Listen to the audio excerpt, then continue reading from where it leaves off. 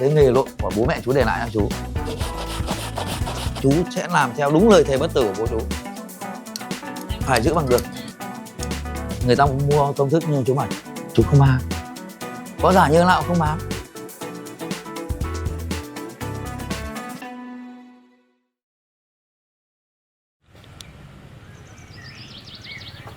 Chú là Việt, năm nay là 56, 57 rồi. Chú bán nghề lộn từ thời ngày xưa, từ thời bố chú, từ thời Pháp ấy. Mà bố chú tên là Bích thì người ta gọi là đi ăn lộn Bích. Cái lộn hàng bún này và lộn tá là cũng là do khách hàng người ta gọi. Nguồn gốc của cái nghề này là cũng bé, là bố chú lon ton đi làm phụ bếp cho Ấn Độ ấy. Thế là được một cái ông người Việt gốc Hoa, ông dạy lại.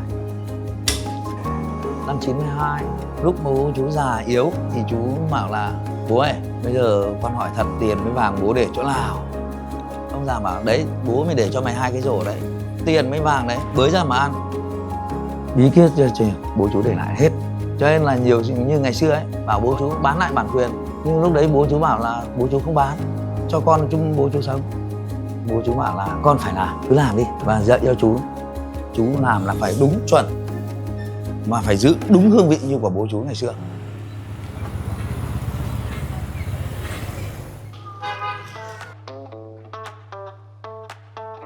Là trong cái đĩa lộn của chú là phải có ấm này, lim này, sụn này, dạ dày này, lá lách này, ngầu bín này. Nhưng cái quan trọng nhất chú là phải có ngầu bín và thịt bò là phải đảm bảo. Chú cứ bắt đầu là 6 giờ chú đi lấy hàng.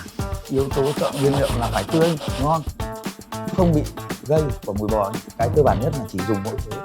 Cái liều lượng làm sao để cho nó vẫn còn thơm ngon của vị thịt bò. Cái thịt lim này là bí quyết của bố chú để lại. Cái miếng lim là phải chắc như miếng gỗ lim và xé ra nó phải từng thớ thịt một, như kiểu cơm vòng, càng nhai càng ngọt.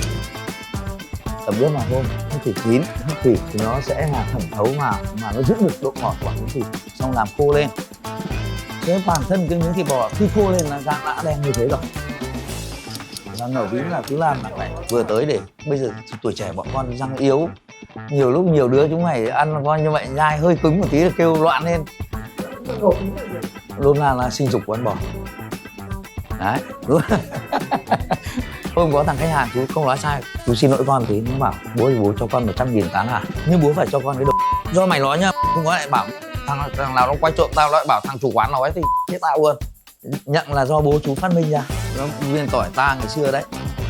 Nhưng bây giờ thì là những cái tỏi đấy thì nó ít, bây giờ đại đa số là nó là tỏi lai, nó nhỉnh hơn một tí, nhưng chú dùng là chú vẫn phải dùng cái tỏi đấy. Nó được cái thì nó rất là ngon, nó giòn. Điểm nhấn quan trọng nhất vẫn là cái nước chấm, nó đẩy cái hương vị lên rõ và ràng luôn, không được phép ẩu luôn, phải làm đúng như chất lượng như ngày xưa của bố chú. Đây là cái hộp lạc, này là hộp lạc của từ thời bố chú này. Có những người ta mấy chục năm người ta quay lại, người ta bảo đúng vẫn là hương vị như của bố chú.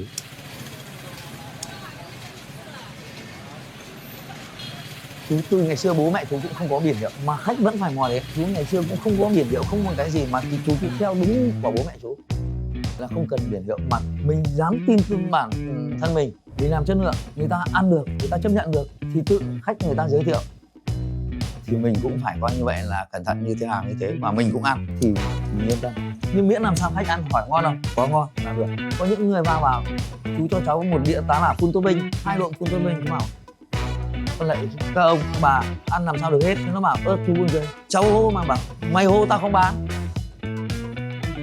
Thì bởi vì chú nói tếu táo tí, cái gen của bố chú để lại, nhưng người ta đến với mình mà người ta gặp lại mình mới là cái điều quan trọng. Anh ăn cũng được 6-7 năm rồi. Ở đây có cái nhạc đặc sắc của quán. Mọi người nhiều khi đến ăn, nhiều khi nghe ông nói chuyện vui tính, hài hước, thấy ngon, ăn cảm giác mình vẫn giữ được cái độ ngọt và độ thơm. Hôm chú đang ngồi bán đeo kính thì cái ông gọi tên là ông Thành Mít, ông 70 mấy tuổi bây giờ tóc bạc rồi. Tự dưng ông bảo con chào cụ Bích. Ôi giật mình ngẩng lên mà nhìn mà nghe cái câu đấy đúng là thật sự là nó vừa bồi hồi vừa xúc động thật sự. Trước khi bố chú mất, bố chú nói là cái nghề này ấy là cái nghề để gia truyền.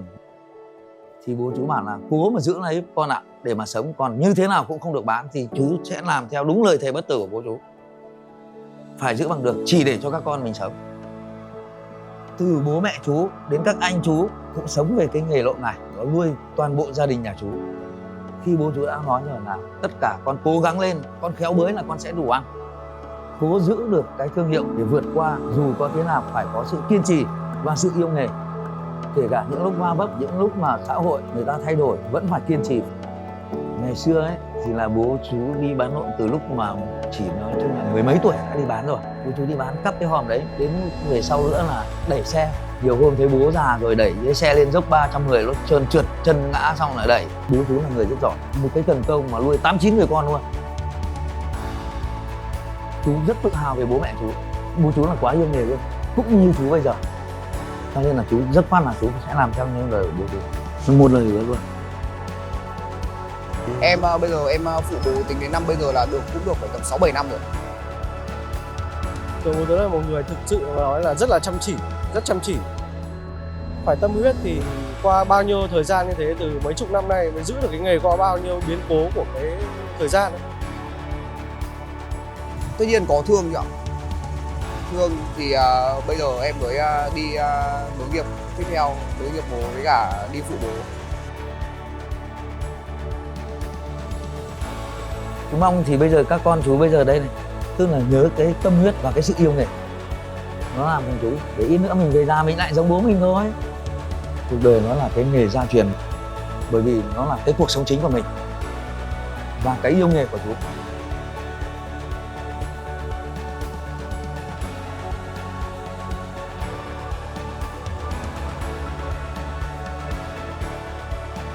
Rồi, bye bye, chào các con nhé, chúc một ngày tốt đẹp.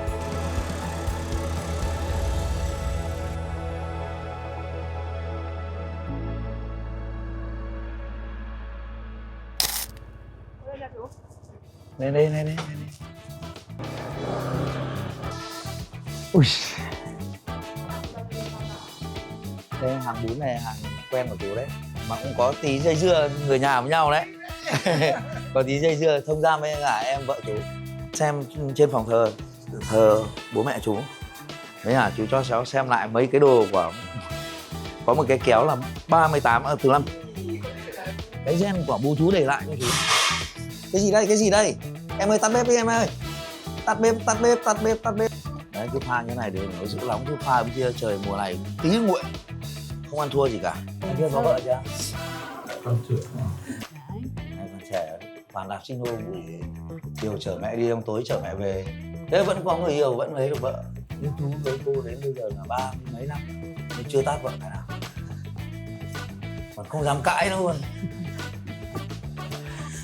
Có nhiều hôm chú bán hàng này, chú sang bên hàng nước ngồi mà khách người ta bảo mày gọi bố mày về. Đây rổ đấy, vẫn là rổ đấy. Đây, ông này khách từ thời bố chú này. Đây, anh phụ không, cái đội mũ kia kìa. Có cần bát để uống không? Anh tu trai. Đi đây. Lại lối cũ ta về. Sắp hết rồi. Đấy. Đang làm phim. Quay từ sáng đến giờ làm. Đấy.